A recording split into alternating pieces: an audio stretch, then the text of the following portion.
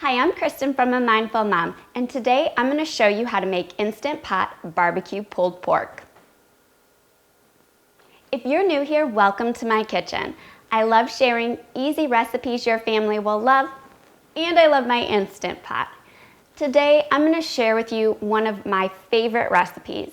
This recipe is for Instant Pot barbecue pork. It's one of my favorites because it's so easy to make. It tastes amazing. It's just as good as any smoked pork roast. It's super affordable and it feeds a crowd and everybody loves it. It's a win-win-win and it's so easy to make in your Instant Pot. The first thing you need is a pork roast. Now you can use a pork shoulder roast, or otherwise known as a pork butt sometimes, or you can use a pork loin roast, which is a lot leaner. Just depends on what you like. A pork shoulder is going to be a lot more marbled and juicy, and a lot of people feel that the flavor's in the fat. But a pork loin is quite a bit leaner, so just use what you like. You want to slice your pork roast into 3 to 4 inch chunks. If that sounds overwhelming, just ask your butcher when you purchase your pork roast to do that step for you. If you take it to the counter and you nicely ask, hey, would you mind chopping this into 4-inch cubes for me? The butcher will do it with no questions asked. That's a service that most grocery stores offer for free that many people just don't realize. But it's not hard at all to cut your pork roast into chunks once you have it home. Another option is sometimes you'll see pork shoulder country style boneless ribs, and that's essentially a pork shoulder that's already been cut into strips for you. So you can use that for this recipe as well. And then we want to make a spice rub.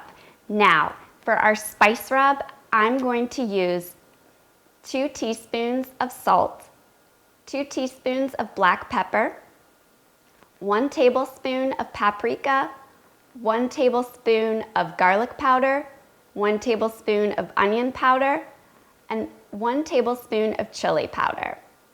Mix that all up. Pour half of the spice mixture over your cubed pork, and then use your hands to massage it in well, adding rub as needed.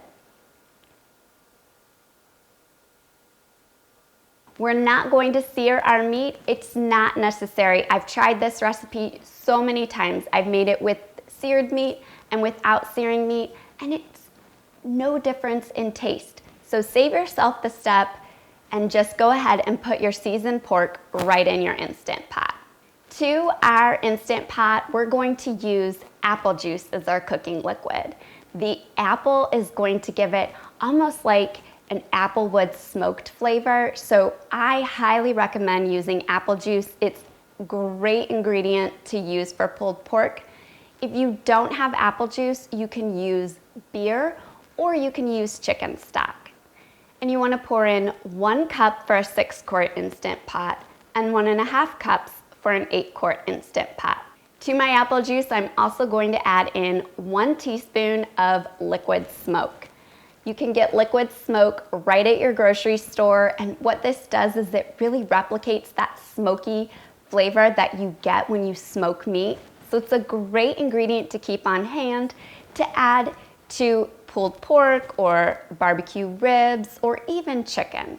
Now we're going to put our lid on our Instant Pot. Make sure our vent knob is pointed towards sealed, not venting, and we're going to set cook time. Now, if you're using pork shoulder or pork butt or the country style boneless ribs, you want to set for 40 minutes on high pressure.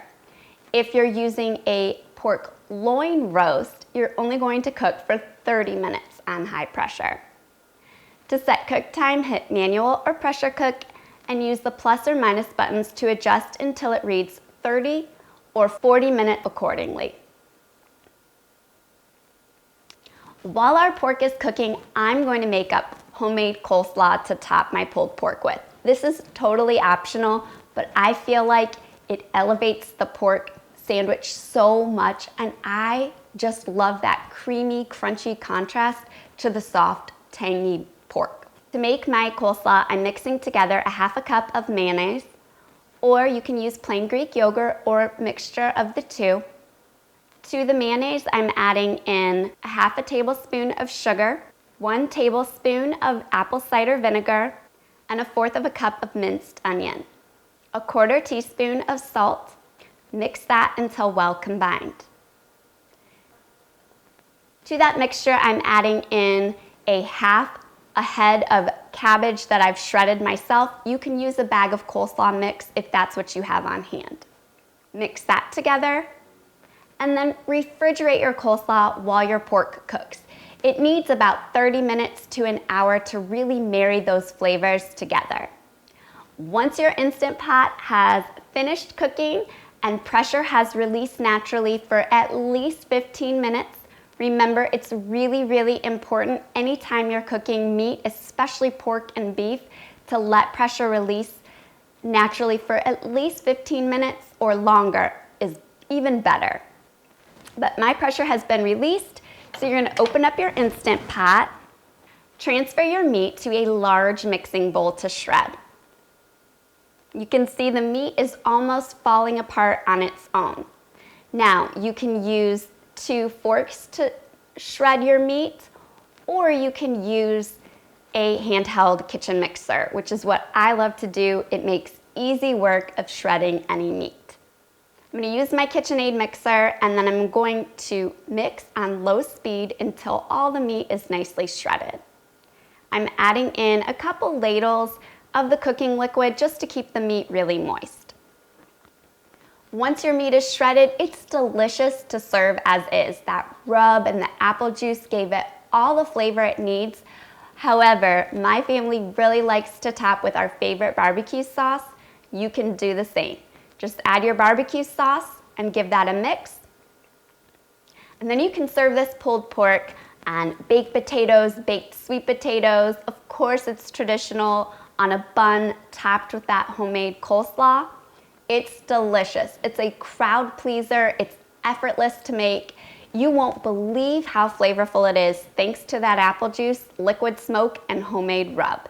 You guys, this is a must try. And if you love pork and you love the Instant Pot, be sure to check out my next video where I show you how to make the most delicious Instant Pot ribs. I'll catch you in the next video.